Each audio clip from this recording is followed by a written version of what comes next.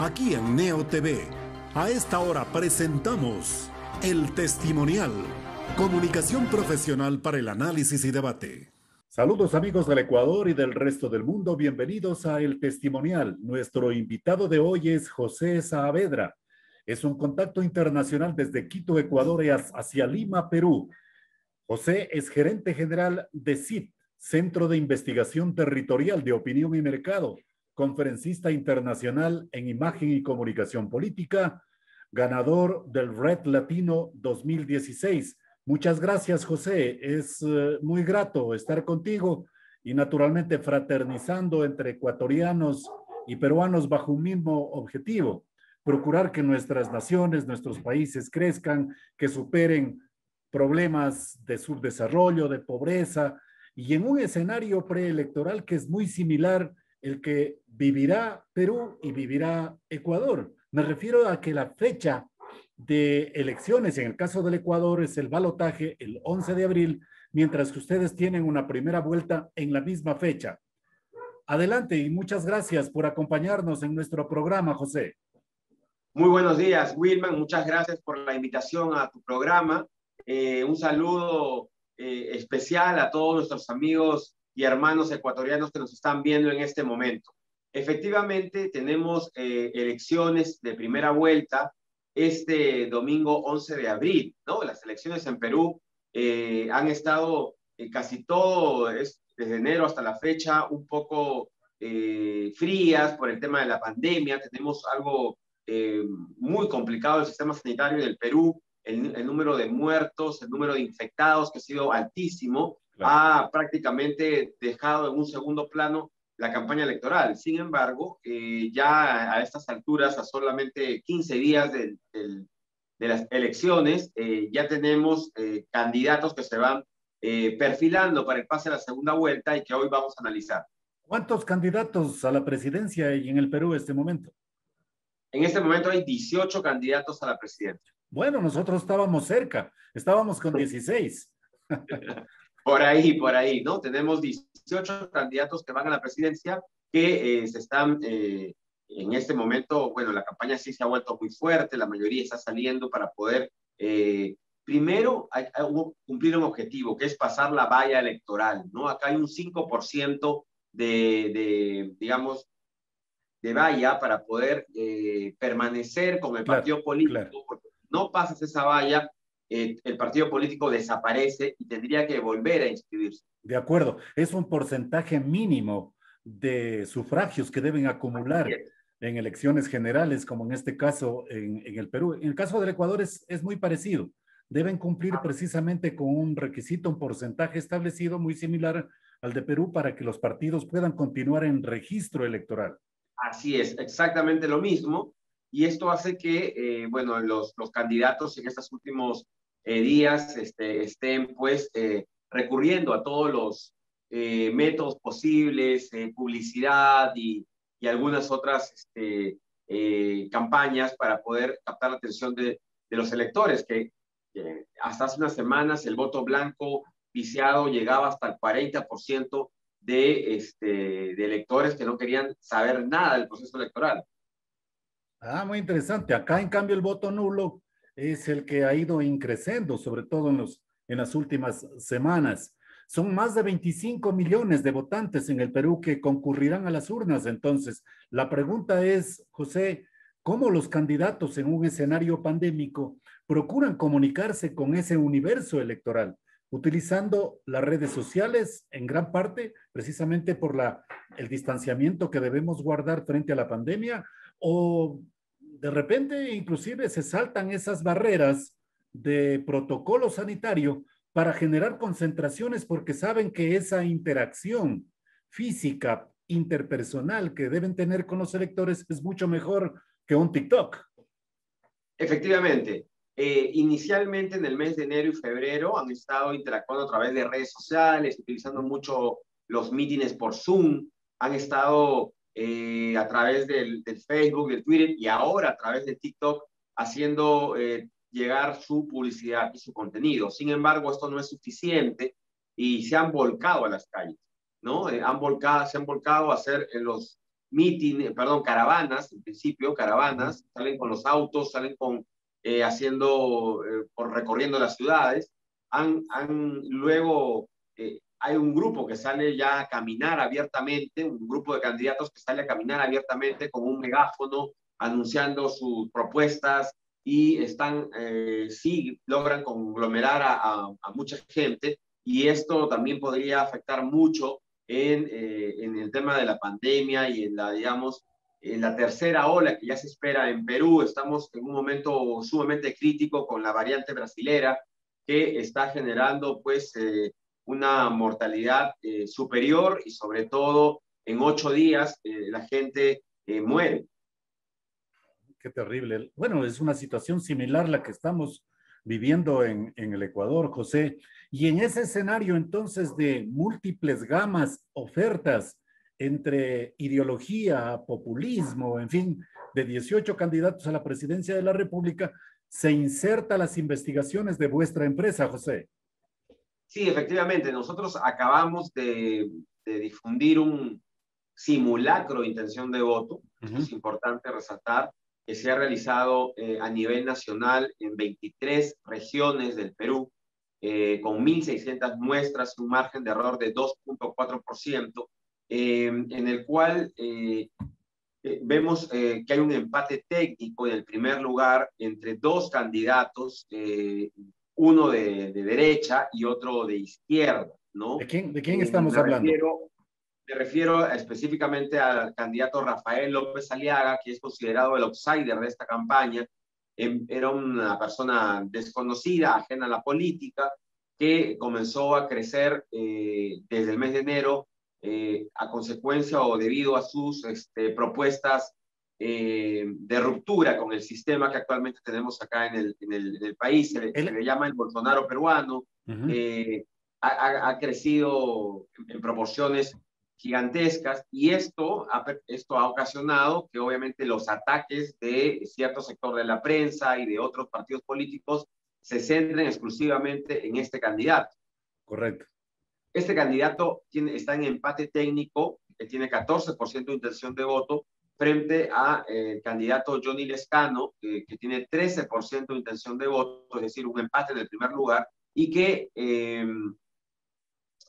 representa un partido tradicional de Perú, que es la Acción Popular, un partido que tiene, yo diría, hasta 50 años ya de existencia, que ganó las elecciones municipales anteriormente, y que ha logrado incrementar su votación básicamente por buenas alianzas con líderes locales, regionales, que han permitido que este partido, que se suponía en el mes de octubre, acá sacaron un presidente, ¿no? Sí, acá estaba el presidente Vizcarra, fue vacado por el Congreso, asume Manuel Merino de Acción Popular, y en una semana, prácticamente la calle y los medios de comunicación logran sacar a Manuel Merino, logran que renuncie Manuel Merino, y ese señor Manuel Merino es de Acción Popular. Entonces mucha gente se dice, como si en ese momento rechazaban a Acción Popular, y mayoritariamente hoy están nuevamente apostando por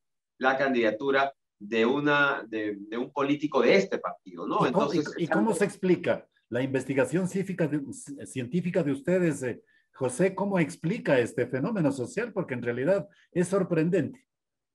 Sí, lo que pasa es que este partido tenía dos facciones: la facción del expresidente Merino, y la facción de otro político de Acción Popular, el señor Mesías Guevara, que tiene un liderazgo fuerte a nivel regional, y que él ha impulsado la candidatura del señor Lescano, que además es un actor político con más de 20 años de presencia en la vida política peruana. Entonces, él conoce, él sabe la lección, entonces, él sabe cómo comunicarse. Sabe perfectamente, sabe cómo comunicarse, sí, pero carece de los temas técnicos, de los temas, digamos, de solución de los problemas digamos, fundamentales que tiene el país, que en el último debate organizado por un medio de comunicación no supo responder a varias preguntas respecto a qué va a hacer y fuera elegido como presidente de la República. Además de esto, no ha terminado de elaborar su plan de gobierno, con lo cual es probable que en el debate oficial de la próxima semana él pueda, si no tiene un buen desempeño a nivel técnico, pueda desencantar a los electores y perder algunos puntos que podría ser capitalizado por el tercero, que es el señor George Forsyth, que es un joven de 38 años, fue arquero de un club, del club Alianza Lima, un club muy popular acá en el Perú, Sí, señor. y que ha dado pues el salto de ser alcalde. Él postuló para alcalde de un distrito que se llama La Victoria, donde se encuentra ubicado el Emporio Comercial Gamarra, que es conocido en América Claro. Latina por todo el tema textil. Y Él fue este, alcalde durante 2 años y este candidato debe estar asistido por el eslogan que le acompaña a Alianza Lima, que son los íntimos de la victoria, pues, ¿no? Sí, él ha puesto, en principio su partido se llama Victoria Nacional. Victoria Nacional, ¿no? Entonces, esto le ha permitido a él, en principio, tener yo creo que el éxito en este momento, él tiene 10,8, está muy cerca al primer lugar.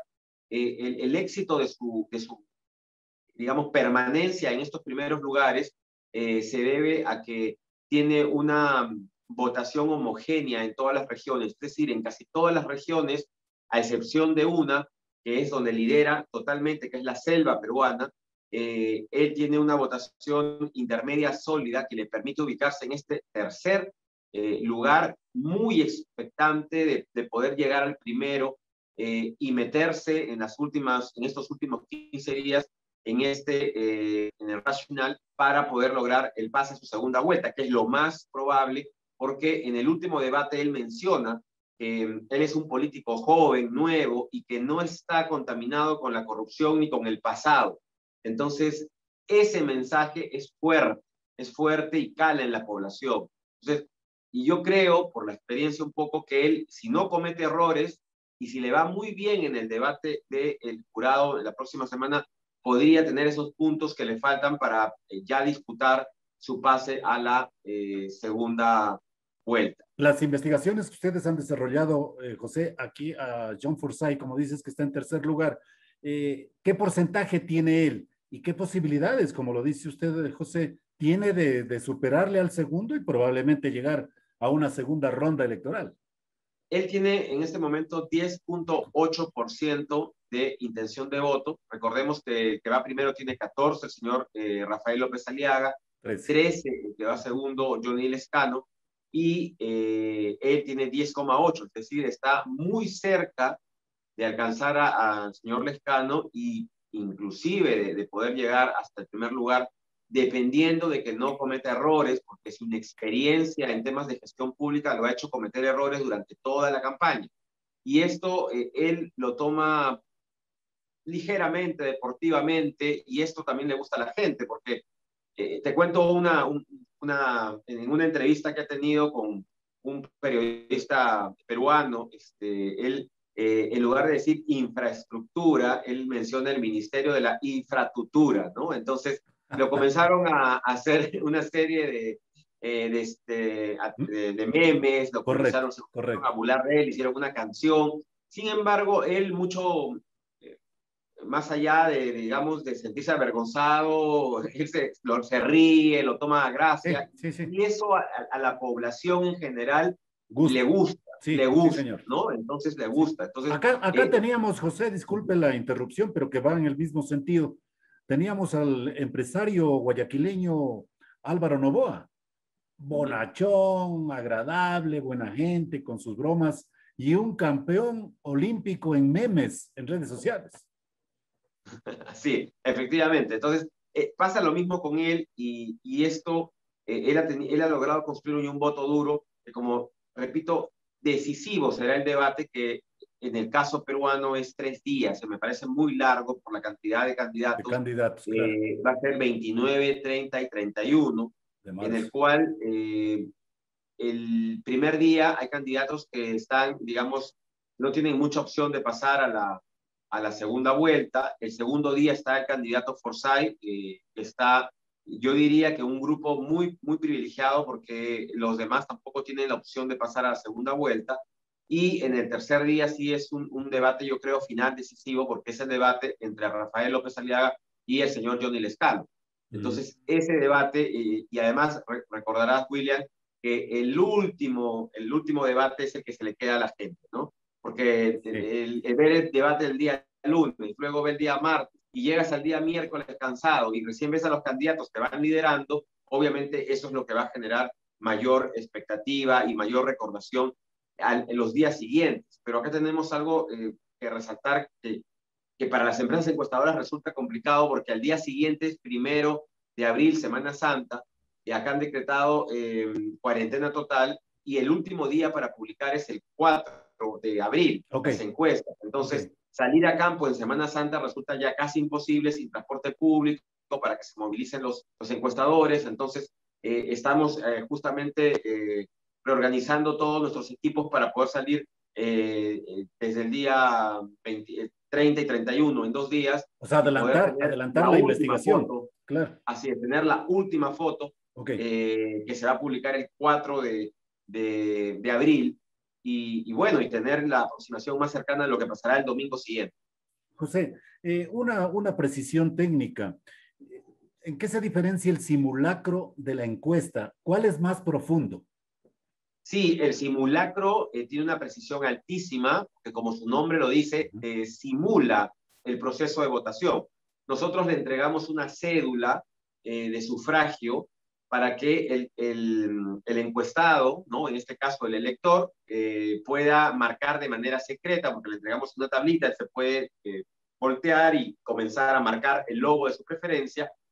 Lo deposita luego en un ánfora que llevamos y es totalmente secreto. Muy interesante. En cambio, en el cuestionario es preguntarle si mañana fueran las elecciones, ¿usted por quién votaría? Y yo le leo los nombres. Entonces, eso ya es diferente porque estamos induciendo de cierta manera la recordación de nombres. En la cédula electoral no va el nombre del candidato, solo va la foto y el nombre del partido. O sea que en el simulacro hay mayor autenticidad para identificar la voluntad que tiene el elector sobre determinado candidato. Así es, por eso es que los simulacros son fundamentales para poder determinar esta tendencia de crecimiento y sobre todo para precisar quiénes pasarían a la segunda vuelta. Hacerlo con cuestionario a estas alturas resulta ya, yo diría que poco serio para un encuestador que quiera tener un resultado preciso, ¿no? Entonces, incluso acá en Perú todavía están haciendo algunas empresas con cuestionario y esto distorsiona en realidad lo que viene ocurriendo en este momento en el país. Ahora, José se ha de manejar en un escenario no exactamente de color rosa, como se dice, sino que también debe tener sus detractores, quienes le critican o le descalifican su investigación. Muchas veces el encuestador, el investigador, es observado porque dicen, no vamos a creer en esos resultados porque lo contrató fulano de tal. Así que probablemente ancle los resultados a la apetencia de resultados justamente que quiere escuchar quién le contrató. ¿Cuál es su caso, José? Sí, bueno, en principio el dirigir una empresa de opinión pública, una empresa encuestadora, es muy complicado. Es tan complicado y estás tan expuesto como el candidato presidencial. Porque tú publicas una encuesta y los partidarios digamos, el partido que no ha salido más alto, te comienzan a atacar por redes, comienzan a desacreditarte. El partido que sí está en los primeros lugares, sus seguidores te comienzan a endiosar. Entonces, tienes esta, digamos, particularidad, yo diría que responsabilidad de publicar resultados. Porque en América Latina se han usado en muchos países y hay empresas encuestadoras que se han prestado para manipular las cifras, para crear campañas psicosociales en favor de ciertos candidatos, y por eso es que la gente hoy no cree en los resultados de las encuestadoras. Normalmente hay una desconfianza, ¿no? Y lo mismo le pasa a ciertos medios de comunicación, a ciertos empresarios mediáticos. En el caso ecuatoriano, en el 2017, prácticamente lo posesionaron en un set de televisión al señor Guillermo Lasso, que en ese tiempo estaba de candidato también a la presidencia de la República, así como lo está hoy, lo posesionaron como el virtual ganador en un set de televisión. Vinieron luego los resultados y triunfó o apareció como triunfador el señor Lenín Moreno. Quiero decir que también los medios de comunicación, José, juegan este papel político lamentable, desorientador. Así es. Y acá en el Perú también, porque hay medios de comunicación que se dedican a hacer campañas de demolición a candidatos, inventándole, digamos, delitos, inventándole acciones que nunca han realizado. En la campaña electoral pasada en Perú, un medio de comunicación fabricó un caso de narcotráfico ligado a Keiko Fujimori, que dicho sea de paso, en esta contienda electoral va cuarta, con 8.1%, y que pues fabricaron este caso en la elección pasada para evitar que ella gane la segunda vuelta, y mira, perdió por 40.000 votos. Entonces, se inventaron lo que sea y luego dijeron, no, disculpen, nos hemos equivocado, pero imagínate el daño en el principal programa de televisión peruano, en el cual la gente se deja guiar además por lo que digan esos programas de televisión. Entonces, aquí en Perú es lo mismo, hay medios de comunicación que se prestan para crear esas campañas psicosociales, que se prestan para poder manipular a la opinión pública. Y volviendo al tema de los encuestadores, aquí en el Perú hemos tenido en el año 90, en la época de Fujimori, confesiones del asesor Vladimiro Montesinos, que pagaba a algunas empresas encuestadoras para poderlas tenerlas como aliadas y manipular cifras.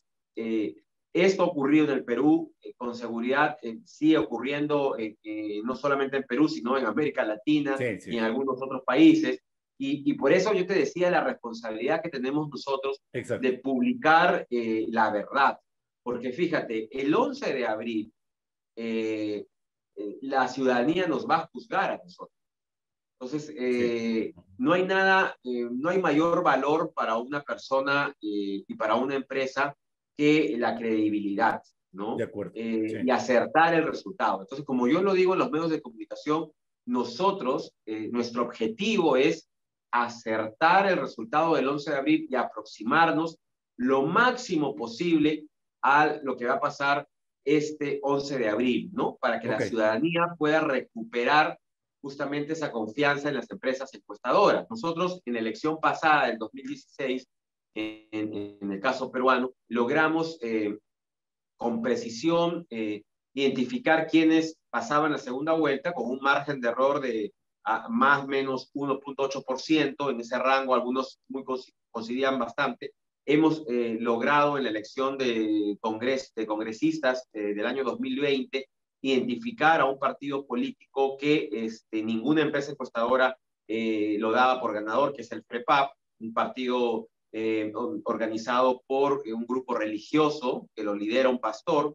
Y en esta elección nosotros fuimos los primeros que identificó la tendencia de crecimiento del candidato López Aliaga, cuando otras encuestadoras todavía ni siquiera lo habían identificado. Entonces, con esta línea, justamente queremos llegar al 11 de abril con el resultado más exacto, más preciso, a fin de poder recuperar la credibilidad de los electores en lo que las empresas encuestadoras han cumplido un rol lamentable en años anteriores. Nosotros somos una nueva generación de empresas encuestadoras, de jóvenes, que además hemos hecho alianzas con empresas encuestadoras del interior del país, que también realizan resultados muy precisos. Enhorabuena, enhorabuena. Esa credibilidad, esa intencionalidad empresarial de transparencia les va a llevar muy lejos, mi querido José, y usted lo conoce, porque hay resultados que ya evidencian aquello. Vamos a un tema puntual. Hay muchos ecuatorianos que tendrán que votar por sus años de residencia en el Perú. ¿Tienen esta identidad ustedes como empresa o una percepción, José? No, respecto, como sabrás, acá la comunidad en este momento y también en Ecuador, la más grande es la venezolana. Tenemos ya, se habla mucho de que hay casi 2 millones de venezolanos en el Perú. Entonces, ellos no van a votar en esta elección, serán poquitísimos, pero en el caso ecuatoriano no tenemos justamente esta cifra, ¿no? De cuántos están residiendo en el país. Pero te prometo que para la próxima entrevista vamos a tener ese dato, que es Claro que muy sí. interesante para que puedan saber, además, si es que logramos identificarlos, saber por quiénes podrían incluso hasta votar, sufragar en las elecciones ecuatorianas, que sería también importante saber cómo votan los ecuatorianos que están en el Perú en sus elecciones de su país y se van a Exacto. asistir a votar, ¿no? Porque algunos no tienen interés a veces de participar. De acuerdo. Pero lo que sí también es un dato certero, José vendrá a Ecuador, o por lo menos enviará a su empresa representantes a participar con una empresa similar, Clima Social de Santiago Pérez, a desarrollar una investigación exit poll a boca de urna para preguntarle al elector, luego de haber depositado su sufragio, por quién votó. ¿Es correcto? Efectivamente, William, nosotros con Clima Social de Santiago Pérez, al cual tengo el gusto de conocerlo ya más de 5 años. Hemos trabajado en proyectos juntos durante este tiempo. Es un excelente profesional y encuestador. Yo diría que uno de los mejores de América Latina. Él y nosotros hemos firmado ya un convenio de cooperación técnica internacional para poder justamente estar presentes en este exit poll que van a organizar ustedes en la segunda vuelta. Vamos a enviar parte de nuestro equipo técnico para que puedan trabajar de manera conjunta en clima social y aprender de la metodología que hace Santiago, poder intercambiar experiencias, también aportar De lo que acuerdo. nosotros Claro. hemos hecho acá en Perú y también viceversa, vamos a invitar a parte del equipo, a alguien del equipo de clima social a que pueda estar acá en el Perú en estas fechas para poder también recibir los resultados aquí en nuestras instalaciones, ver un poco. Perfecto, vamos a enviar nosotros a alguien del equipo técnico para que acompañe al equipo de clima social en este exit poll y viceversa, porque también haremos la invitación para que alguien del equipo de Santiago pueda estar acá en Lima en esta final pues que tenemos nosotros de primera vuelta y en el caso de ustedes en la final de la segunda. Yo he Exacto. tenido la experiencia de encuestar en Quito, en la elección pasada, estuvimos en Ah, qué Quito bien. Norte, Quito Sur, tuvimos un desempeño importante, es una ciudad que conozco bien, Enhorabuena. porque cuando uno se dedica a las encuestas, pues tienes que estar en cada calle, en cada rincón de la ciudad.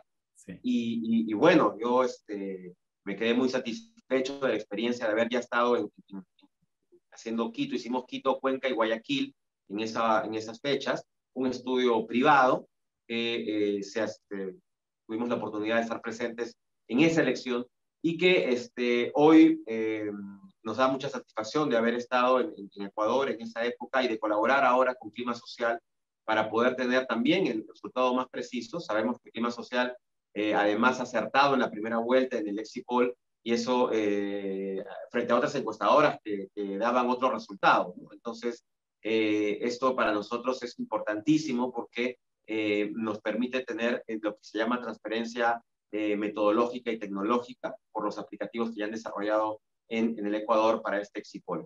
Y favorecer precisamente esa fraternidad, esa hermandad entre ecuatorianos y peruanos que hay que cultivarla siempre, José. Y esta entrevista precisamente procura abrir ese sendero, por lo menos en el ámbito del testimonial como nuestro programa, para desarrollar futuras entrevistas naturalmente y estamos a las órdenes, José, para destacar ese buen trabajo que ustedes cumplen, también de este apego, de esta proximidad que hacen con sus similares de Ecuador para desarrollar tareas investigativas que sin duda alguna orientan a la opinión pública de ambas naciones.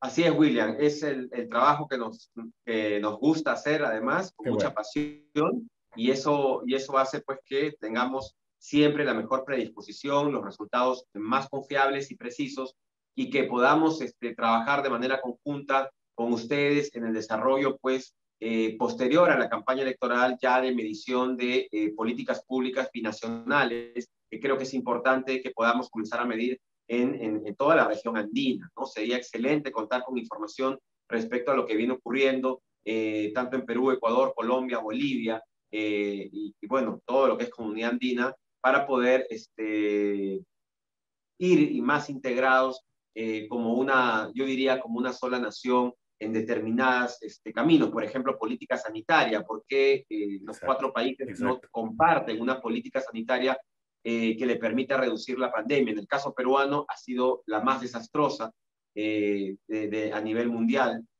Tenemos el mayor número de muertos. Nos gustó la experiencia que hubo en Guayaquil del control que hicieron rápidamente de la pandemia, y así experiencias que ustedes podrían aportar y algunas otras que podrían aportar desde el caso peruano. Ok, muchísimas gracias, José Manuel Saavedra Molina, por su participación en nuestro programa. Muchas gracias, William. Un abrazo y nos estamos viendo próximamente. Sí, señor. Muchas gracias a José Saavedra. Él es investigador científico peruano, en su participación aquí en nuestro programa, El Testimonial. Hemos presentado El Testimonial, transparencia de la verdad. De lunes a viernes desde las 18:30.